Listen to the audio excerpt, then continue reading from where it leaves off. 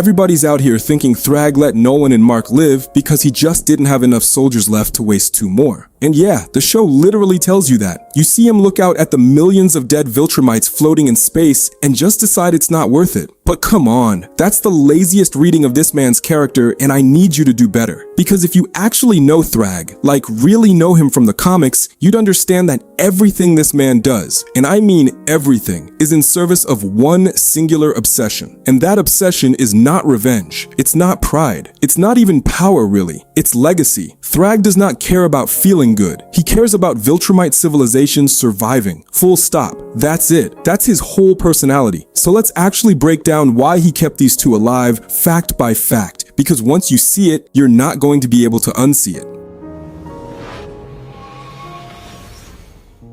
Earth was always going to be a breeding ground, not a battlefield. Here's something people sleep on. In the comics, Thragg doesn't just randomly decide to go to Earth after Viltrum is destroyed. That pivot is almost immediate. And that kind of speed doesn't come from improvisation, that comes from a man who already had a contingency plan. Think about what Thragg knows going into that final battle. He knows Nolan lived on Earth for years. He knows Mark grew up there. He knows the planet has billions of people on it. And most importantly, and this is the big one, he already knows that Viltrumites and humans can reproduce together. The evidence is standing right in front of him. Mark Grayson exists. This is not accidents to Thragg. This is a proof of the concept. Well, an emperor who has spent his entire life trying to rebuild a dying civilization does not look at proof of concept and just walk away from it. He can't be that dumb. And here's the thing, this isn't even a new idea for the Viltrumites. If you remember back in season 2, Thragg sent Anissa to Earth specifically to bring Mark in. And when she found him, she absolutely destroyed him. Like, it wasn't even a fair fight. But she didn't kill him. She left him alive and broken on the ground. At the time, it felt like mercy. But knowing what we know now about how Viltrumites think, that was never mercy. That was an assessment. She was testing what a half-human Viltrumite was actually capable of taking. And what she found out is that Mark could take a lot. That information doesn't just disappear. It ends straight to big ol' Thragg.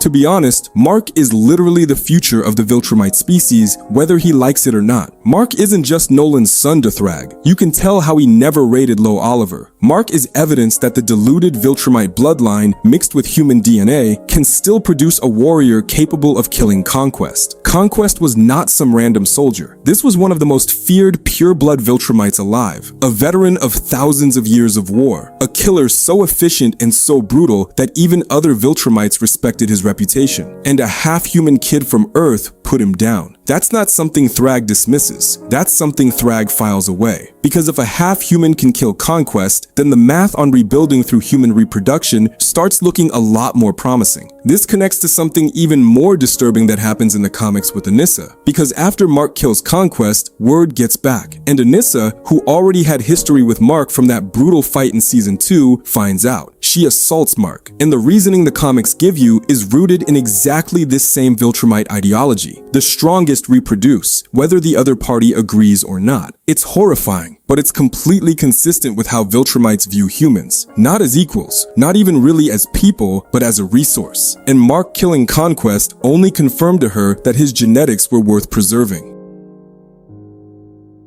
Thragg understands that death is actually the easy way out for no one.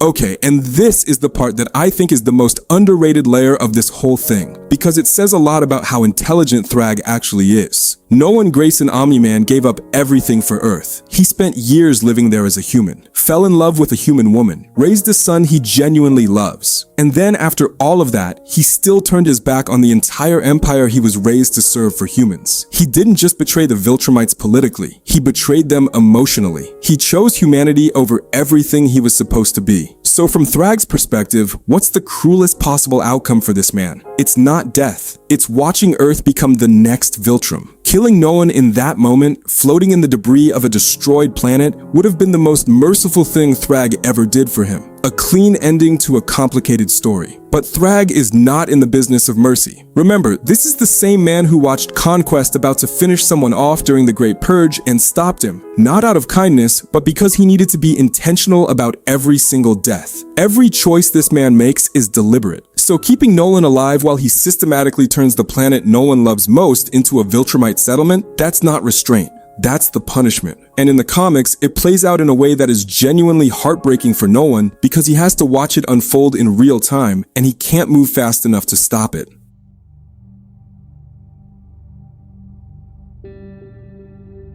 Now here's the hypothetical I want to leave you with, and this one is going to sit with you. Thragg's entire defining character flaw, going all the way back to before Emperor Argal even noticed it, is that he has a pattern of not finishing what he starts when it comes to people he should kill. Argal literally pointed at Thetis and told Thragg to handle it. Thragg hesitated. He walked it back. And that hesitation didn't just cost Argal his life. It eventually cost the entire Viltrumite civilization their home planet. Because Thetis was the one who engineered the Scourge virus that nearly wiped them out. Now here we are again. Thragg had Mark and Nolan completely at his mercy. Gutted, exhausted, broken, and he let them walk. So with everything we just laid out, the breeding program, the colonization plan, the psychological punishment of making no one watch, you could absolutely argue this was the smartest move Thragg has ever made. But was it? Because spoiler alert, and I'm gonna give you a second to tap out if you haven't read the comics. Still here?